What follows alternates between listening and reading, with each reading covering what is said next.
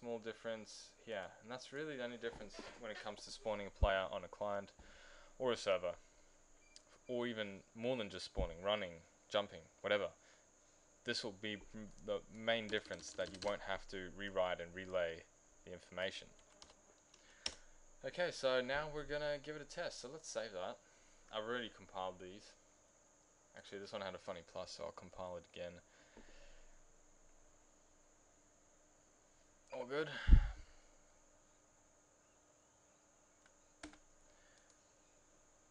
And let us open a server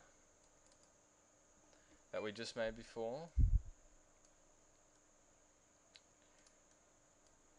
Own a server. And open a client that we just made before.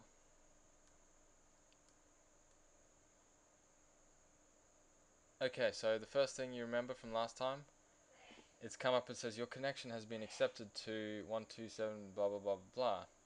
That means we've successfully connected to the server, and the server says ID new incoming connection because we had a new incoming connection from the client. So everything's working so far. Now the test is when we press L. So server, let's press L. Server's going to spawn player. There it is.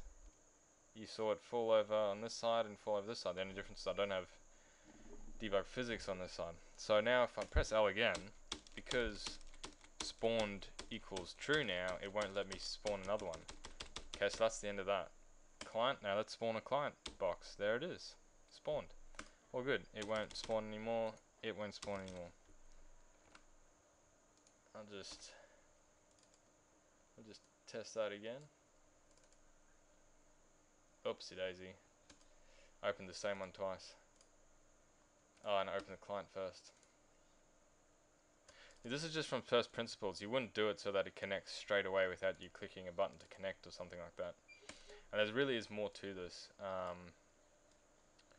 Okay, so spawn and spawn.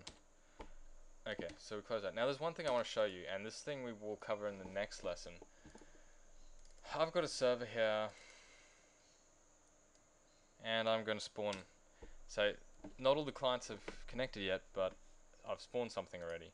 Now watch, when I open another client, there's nothing spawning, obviously. I press and I create something in the client. Well, now we've got a problem. We've got two boxes here and we've got one box here. Now we're going to go over this in maybe the next lesson. Yeah, the next lesson. When a client connects, the server has to go, okay, a client's connected, I'm going to send out all the information of all the networked objects and their positions to that client, so that client can catch up, quickly put everything in the scene before it allows you to spawn your own things. We're going to go over that in the next lesson.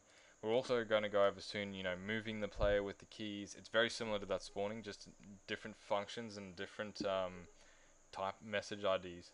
And yeah, so I hope that was useful. We're getting to the good stuff now, where we're actually getting to see some fruits of our labor with this networking stuff. And hope you enjoyed this. Hope this helped you. It's a pretty long video, which I'm not going to apologize for, because it is a pretty big topic and sort of needs to explain in detail if you don't want to have a really big headache as I have. The last thing I want to show you is this. I'm an Australian and I have Star Wars The Old Republic. That's right. Apparently you're not supposed to be able to download it, but I cheated. So take that, EA. Alright, see ya.